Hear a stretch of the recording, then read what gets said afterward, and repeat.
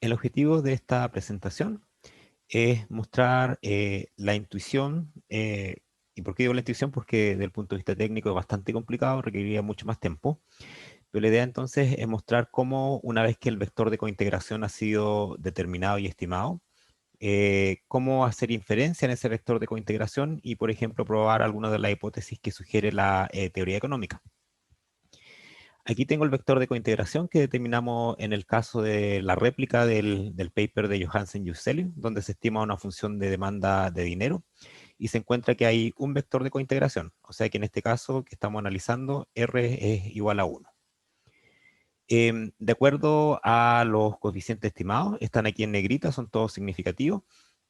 Y de acuerdo a la teoría económica, por ejemplo, este coeficiente que acompaña al logaritmo del ingreso debe ser cercano a 1. Bueno, en este caso 1 negativo. Y en este caso también la teoría indica que los coeficientes asociados a las tasas de interés, o sea, AIDE y AIVO, deben ser en este caso iguales, pero con signo contrario. O sea que de acuerdo a la teoría económica, nosotros debemos esperar, por ejemplo, que si este es menos gamma, este fuese gamma. Y estas son hipótesis que en un sistema multiecuacional y utilizando la metodología de Johansen y Yükselius podemos probar cosas que con el sistema de Engle-Granger no se podía. Entonces, a continuación le voy a mostrar cómo, una vez que el vector o los vectores de cointegración han sido estimados, cómo podemos entonces aplicar inferencias tanto en el vector beta, pero también tanto en el vector alfa. Bien, entonces, de acuerdo a la teoría económica, nosotros debemos probar este tipo de hipótesis. Recordemos entonces que nosotros dijimos que aproximadamente el vector lo podríamos expresar de esta forma y lo escribimos, pero ahora lo que vamos a hacer entonces es testearlo desde el punto de vista estadístico. Entonces, como indiqué, esta sección es bastante técnica y solo vamos a indicar la intuición y los principales pasos para probar la hipótesis. Podríamos resumir la intuición de esta forma. Cuando nosotros ya determinamos el número de vectores de cointegración y sabemos que esos vectores está dentro del vector beta, yo sé que por definición, a multiplicar beta traspuesto por x traspuesto, se obtiene una variable que es integrada de orden 0.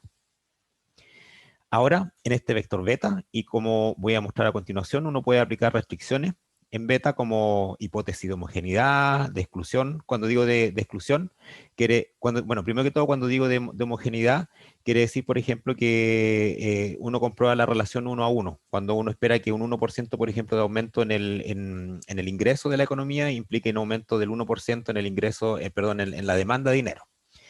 Cuando hago hipótesis de exclusión, quiere decir que yo por algún motivo teórico decido excluir una de las variables dentro de alguno de los vectores de cointegración.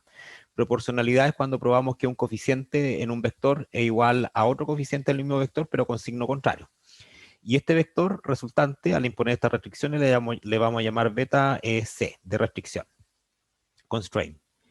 Ahora, si yo apliqué las restricciones y mis datos aceptan esas restricciones, yo debo esperar que esta propiedad de que al multiplicar beta por x traspuesto, por x, perdón, beta traspuesto por x, siga siendo integrada de orden 0. Es decir, que si al aplicar la restricción y esa restricción es no rechazada, yo también debes esperar o comprobar lo siguiente, que el vector restringido por xt también tiene que ser integrado de orden 0. Esa es entonces la intuición de cómo funciona este testeo de hipótesis. Ahora, en general entonces, la hipótesis en el vector beta tilde lo podemos expresar de esta forma. Va a ser una combinación donde, por ejemplo, H1 omega 1 va a ser las restricciones en el vector 1. Vector 1. Esto van a ser las restricciones en el vector 2. Y así hasta el vector R. Recuerde que tenemos R relaciones de cointegración. En nuestro ejemplo que vimos era solamente 1, por lo tanto llegaría hasta esta parte. Esto sería entonces la restricción vector R, donde cada una de estas matrices H es una matriz de restricciones, es decir, que tiene 1, tiene 0, tiene menos 1, etc. Y es de dimensión P1 por QI, donde P1 es la dimensión del vector X tilde. Recordemos que el vector X tilde incluye todas las variables endógenas, pero más aquellas deterministas, como la constante, como dummy, etc. Y la matriz HI lo que hace es imponer P1 menos QI igual a N, entonces restricciones. Por lo tanto, la matriz H lo que impone es N restricciones. Y donde QI es el número de parámetros libres, es decir, el número de parámetros dentro del vector X al cual no está sujeto a la restricción. Esta matriz Rho sub i es una matriz de dimensión Q sub i por 1 de parámetros desconocidos, y sabemos entonces por definición que el número de parámetros libres, que es QI, tiene que ser menor que el total de variables que está en el vector X, pero mayor que 1. Mayor o igual que 1. Y en forma similar, uno podría pensar cómo imponer la restricción en la matriz alfa. Sigamos entonces con el ejemplo este de cómo imponer restricciones en beta.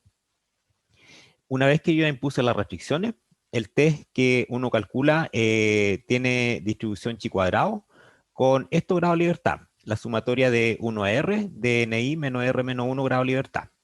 Y para ver entonces cómo este test funciona y cómo lo vamos a ir interpretando, vamos a imponer 3 restricciones en el ejemplo de Johansen-Juselius, donde el primero vamos a probar la homogeneidad de grado 1 entre la cantidad de dinero real y el ingreso real. Esto quiere decir que vamos a probar que el coeficiente asociado, por ejemplo, al logaritmo del ingreso es 1.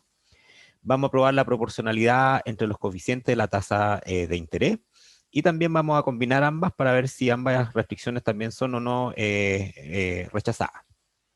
Entonces, para que nos ubiquemos, lo que voy a hacer es lo siguiente. Voy a probar primero que estos dos elementos son iguales, pero con signo distinto. Es decir, que un 1 y un menos 1 va a ser la hipótesis. Y aquí voy a probar que estos dos elementos son iguales, no necesariamente igual a 1 como en el primer caso, por el primer caso de homogeneidad, y en el segundo caso de proporcionalidad, donde voy a probar que estos dos números son iguales, pero con signo distinto. Y vamos a ver desde el punto de vista estadístico si esto es aceptado. Y posteriormente vamos a hacer una combinación de estas dos hipótesis. Bien, entonces normalmente uno piensa en el vector de cointegración de esta forma. En este caso recordemos que tenemos solamente un vector y luce de esta forma entonces. La variable que es el logaritmo, por ejemplo, del ingreso tiene asociado un número que es beta 11. El logaritmo de la demanda de dinero tiene asociado el coeficiente beta 11. El logaritmo de la demanda del ingreso tiene asociado beta 12. La tasa de interés de corto plazo tiene asociado beta 13 y así sucesivamente. Esto es cuando existe un vector, pero si yo tuviese, por ejemplo, otro vector, aquí entonces aparecería, en este caso, beta 21 por esta variable, después más beta 22 por esta variable, etc. Otra línea, ¿cierto?, asociada al segundo vector. En nuestro caso, repito, solamente tenemos un vector y en base a este vamos a estimar las restricciones. Notación de EView. De inmediato me adelanto un poco a lo que viene. EView denota cada vector beta que está asociado a cada relación de cointegración y a cada coeficiente de cada variable de esta forma. Por ejemplo, él lo va a denotar como una letra B. Por ejemplo, aquí 1,1. A este le va a llamar B 1,2 y así sucesivamente. No le llama beta, sino que con la letra B como vamos a ver a continuación. Y de esa forma entonces vamos a tener que imponer las restricciones. Partamos entonces con la H1, que se refiere a la imposición entonces de la homogeneidad entre la cantidad de dinero real y el ingreso real. Esta teoría de demanda de dinero señala que la función de demanda de dinero debería ser homogénea de grado 1 en el ingreso. ¿Esto cómo se traduce o qué implica? Implica que si el ingreso, por ejemplo, aumenta en un 1%, la demanda de dinero debería aumentar también en un 1%. Recordemos que como nuestras variables en el vector están en logaritmo, esa variable y esa variable están en logaritmo, los coeficientes asociados, por ejemplo, este menos 1,03 es la elasticidad que estamos intentando probar que mide entonces esta relación de homogeneidad entre las variables. Es decir, que desde el punto de vista técnico, lo que vamos a probar en esta primera hipótesis es primero que todo que el coeficiente, en este caso asociado al logaritmo de la demanda de dinero que acompaña aquí es un 1. Y segundo, entonces, vamos a probar que el coeficiente asociado al logaritmo del ingreso es menos 1. Esto entonces es la hipótesis de homogeneidad de grado 1 en el ingreso. Cosa importante, a pesar que da la impresión que estamos imponiendo dos hipótesis, ustedes se fijan aquí tengo una línea, dos líneas, en realidad es una, porque siempre en cualquier vector que estimemos va a tener que haber una variable que siempre va a estar normalizada. ¿Qué quiere decir que una variable esté normalizada? Que por definición esa variable va a estar siempre acompañada de un 1 y no va a tener un coeficiente que sea distinto a 1. Entonces, esto, por ejemplo, aquí es básicamente normalización. Y luego, esta normalización no cuenta como restricción. Esto quiere decir que en esta restricción H1 solamente tenemos una restricción. Bien. Entonces, desde el punto de vista empírico, ¿cómo lo hacemos? Una vez que ya hemos estimado el vector autorregresivo con mecanismo de corrección de errores, vamos a ir a una opción que no hemos todavía utilizado y que está en la parte donde dice estimar y regresión entonces o restricción en el vector. Voy a pasarme a Ibius. Y aquí en Ibius teníamos el vector autorregresivo entonces con mecanismo de corrección de error estimado. Y aquí está entonces el vector sin imponer ninguna restricción. Lo que vamos a probar entonces ahora es que este coeficiente que estoy aquí destacando es en realidad -1. Lo más probable es que esta hipótesis no sea rechazada porque no es tan distinto de 1, es -1,03. Entonces, para probar esa hipótesis, nosotros vamos a la opción estimar. Y si ustedes se fijan arriba, dentro de las pestañas, hay una pestaña que dice restricciones en el BEC. Apretamos esa pestaña y si por algún motivo nos olvidamos como en la forma en la cual IBIO impone las restricciones, IBIO acá me da, por ejemplo, esta ayuda. Me dice que el coeficiente asociado al logaritmo, por ejemplo, de la demanda de dinero se denota como R1, al asociado al ingreso R2, etcétera. Por lo tanto, si yo voy a poner la restricción que necesito, bueno, y también está para el vector alfa. Entonces, aquí yo activo esta casilla donde dice imponer restricciones. Y ya sabemos entonces que la restricción que vamos a probar es la siguiente. Vamos a probar que el coeficiente que está asociado al logaritmo de la demanda de dinero es 1, que ya está anotado aquí. Y como siguiente entonces vamos a probar que B, vector de cointegración 1, posición 2, que sería entonces este elemento, es igual a -1. Como ya tenemos la restricción lista, ponemos OK. Y aquí de inmediato aparece el T estadístico. El T estadístico, si ustedes se fijan, es 0,04. Y ese lo comparamos entonces con esta chi cuadrado que yo les señalaba que tenía cierto grado de libertad. Que en este caso es un chi cuadrado de orden 1. La probabilidad asociada a esa prueba, que es más exacta que buscar el valor crítico en la tabla, es 0,83. Por lo tanto, ¿qué estoy indicando acá? Estoy indicando que la hipótesis nula que yo planteé, que es la hipótesis de homogeneidad entre demanda de dinero e ingreso, no puede ser rechazada a los niveles estándar de confianza. Luego, el vector restringido, que si ustedes se fijan automáticamente ahora es 1 menos 1, no es -1,03, tiene esta forma. Y esto quiere decir entonces que desde el punto de vista estadístico y utilizando este set de datos que estoy analizando, no podemos rechazar la hipótesis nula de homogeneidad. Aquí está entonces la restricción y obviamente ya lo que acabo de señalar que no se puede en este caso rechazar. Y aquí ya está este beta restringido. Esto quiere decir que este beta restringido multiplicado por la matriz X, nuevamente sigue siendo integrado de orden 0. Es decir, que no cambió la condición de seguir siendo estacionario. Ahora, la hipótesis 2 es una hipótesis de proporcionalidad. Y en este caso, tenemos que nuevamente probarlo de esta forma. Siempre la hipótesis que va a ir como base, o la restricción, que en realidad no es una restricción, sino que es normalización, es que el coeficiente asociado a, en este caso, el logaritmo de la demanda de dinero es 1, eso es lo que está multiplicando. Pero ahora, como vamos a probar la hipótesis de proporcionalidad, estamos señalando que este coeficiente, que es el beta 1,3, es igual, en este caso, al coeficiente beta 1,4. De hecho, aquí ya está probado, y esto es lo que vamos a hacer entonces ahí. Entonces, esta es la hipótesis de proporcionalidad. Proporcionalidad. Voy entonces a IBIUS, voy nuevamente a estimar, luego a las restricciones Beck. Aquí ya teníamos, ¿cierto? La original, la borro, y ahora entonces lo que estamos probando es que B1,3 entonces es igual al negativo de B1,4. Es decir, esta hipótesis. Notar aquí también es importante que nuevamente la normalización no es una restricción y solamente la segunda línea entonces pasa a ser la restricción, por lo tanto estamos restringiendo o tenemos una restricción en la hipótesis nula. Ponemos OK. Ahora, si ustedes se fijan, se liberó el coeficiente de la primera restricción, pero ahora estos dos coeficientes están restringidos. Yo lo restringía que fuesen iguales y según los cálculos es menos 5,76 y 5,76 y de acuerdo al valor P de esta hipótesis es un 34%, por lo tanto nuevamente no podemos rechazar la hipótesis de proporcionalidad. Esto quiere decir que en el largo plazo la tasa de interés de corto plazo es proporcional entonces a la tasa de interés de largo plazo. es decir, que las dos tasas presentan un comovimiento y ese comovimiento está dado por esta relación de proporcionalidad.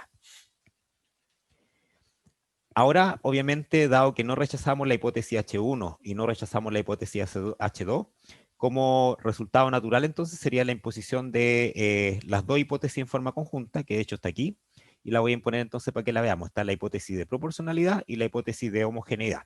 Entonces nuevamente voy a IBIO, pongo estimar, la restricción es Beck. Aquí ya está la hipótesis H2, lo que voy a entonces ahora es probar la hipótesis H1, que era que el coeficiente beta 1,2 es igual a menos 1. Ponemos OK. Y si ustedes se fijan ahora, está la homogeneidad y está la proporcionalidad. Y esta hipótesis no puede ser rechazada con un 62% de probabilidad. Esto quiere decir que en base a los datos y para la economía danesa en el periodo que estamos analizando, que entre el primer trimestre del año 74, bueno, aquí parte el tercero, que es la muestra ajustada, hasta el tercer trimestre del año 87, no se puede rechazar, en este caso, la teoría de demanda de dinero. De hecho, comprobamos que la teoría de demanda de dinero, que normalmente nosotros vemos en los textos de macroeconomía, se adapta de muy buena forma, en este caso, a los datos que describen entonces la economía danesa. Este entonces es un vector que es estacionario y donde acabamos entonces de restringir cada uno de los coeficientes. La constante normalmente no se restringe, queda libre, y es por eso entonces que estamos en condiciones de asegurar que el vector que acabamos de encontrar es muy parecido a este, donde el coeficiente aquí es 1, que fue lo que nosotros restringimos. Bueno, obviamente era menos 1, pero con signo cierto contrario. Y aquí, porque está la parte derecha, y aquí está el coeficiente de proporcionalidad, que de acuerdo a lo que vimos en IBIO es 5,88. Entonces, efectivamente, aquí está la idea de que al aumentar, por ejemplo, el ingreso en 1%, la demanda de dinero aumenta también en 1%, y está la idea también de que mantener dinero cuando las tasas o el diferencial de tasas es más alto, reduce la demanda de dinero porque existe un costo de oportunidad. Es decir, que existe una demanda de tipo de transacción que me indica que hay una relación negativa entre el diferencial de tasas y la demanda de dinero que hacen las personas. Una vez que tenemos este sistema estimado, lo podemos, de hecho, el vector restringido, perdón, estimado, lo podemos graficar. Vamos a la opción View, vamos a la opción Gráfico de cointegración, y aquí está entonces el vector de cointegración, que si bien luce estacionario, presenta cierta persistencia. Bueno, es importante señalar que este artículo es un artículo seminal y que Johansen y Juselius sentaron la base del análisis de los vectores de cointegración y de la inferencia en esos vectores. Y es por eso que a través del tiempo esta teoría ha evolucionado, hay un montón más de paquete econométrico avanzado, y por lo tanto, eventualmente nosotros podríamos tener una representación que sea bastante mejor que este vector que podemos encontrar. De igual forma, uno podría testear hipótesis en el vector alfa o en la matriz alfa. Recordemos que cuando tenemos un vec, podemos representar como delta xt es igual a alfa por beta traspuesto por xt y más el resto de las variables, xt menos 1. Nosotros ya vimos recién entonces cómo testear hipótesis en beta, y en alfa igual podría testear algunas restricciones, y de hecho hay una que es comúnmente utilizada en la literatura y que se llama los test de exogeneidad débil. ¿Qué quiere decir que una variable sea exógenamente débil? Quiere decir que la variable que se comprueba que es exógenamente débil no reacciona ante desequilibrio en la relación de largo plazo. Es decir, que si la relación de largo plazo, que es beta por xt menos 1, hay un shock y eventualmente el sistema sale de su equilibrio en forma temporal, la variable que es débilmente exógena va a no reaccionar ante ese cambio. Es decir, que la variable que está en el vector delta xt y que es débilmente exógena no va a experimentar ningún cambio ante el cambio que existe en la relación de largo plazo. Por ejemplo, si yo tuviese dos vectores de cointegración, yo podría representar el vector alfa que está aquí, el vector beta traspuesto que está aquí, y las variables. Y aquí estoy asumiendo que tengo tres variables, x1, x2 y x3. Entonces, en este caso, yo podría señalar que la variable, por ejemplo, x2 es débilmente exógena si toda esta fila que estoy aquí encerrando es 0. Si esto es un 0 y esto es un 0, quiere decir que cuando hay un movimiento en el largo plazo, que es esta parte de aquí, la variable delta x2 no va a experimentar cambio, es decir, que no se va a ajustar o no va a ayudar a ajustar para restaurar el equilibrio. Esto quiere decir que las variables que están restaurando el equilibrio podrían ser la variable x1 o la variable x3. Una forma bastante sencilla de ver esto es, por ejemplo, una vez que tenemos el análisis ya restringido, por ejemplo, aquí en estadística, nos fijemos en el valor t. Aquí tengo, esta es la matriz alfa. En nuestro caso es solamente una columna. Aquí está, es como si fuese el alfa traspuesto. Y lo alfa, que son potencial candidato a ser no significativo y por lo tanto ser una variable débilmente exógena, es por ejemplo las que tienen un t menor a 2. Aquí por ejemplo tengo de candidata el IVO, que sería la tasa de interés de largo plazo, y tengo en este caso también el ingreso. Voy a probar, por ejemplo, el caso de IVO. Ustedes podrían hacer lo siguiente. ¿Y cómo hago esto? Bueno, tengo dos opciones. Podría probarlo en forma conjunta con el vector que ya está restringido y analizar en este caso la exogeneidad débil o probar solamente la exogeneidad débil aparte.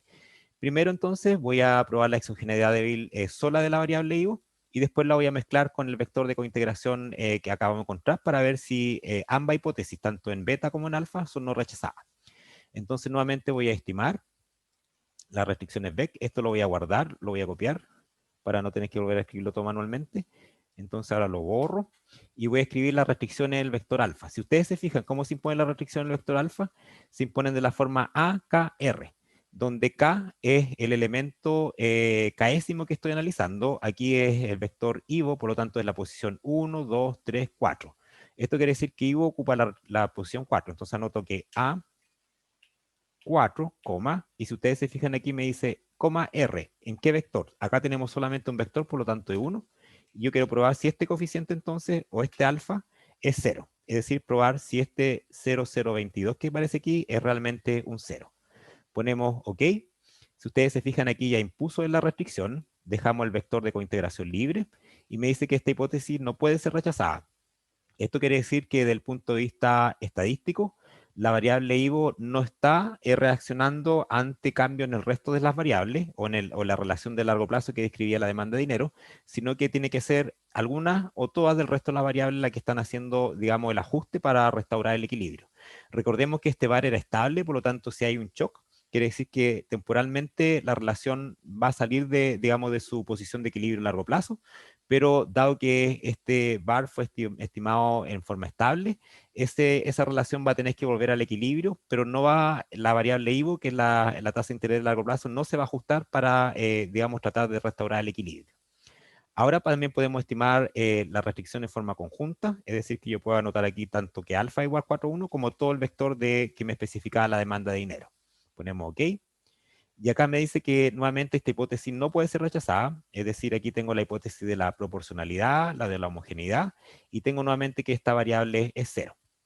Por lo tanto, confirmo que la variable IVO es débilmente exógena entonces ante los potenciales cambios que existan en esta demanda de dinero.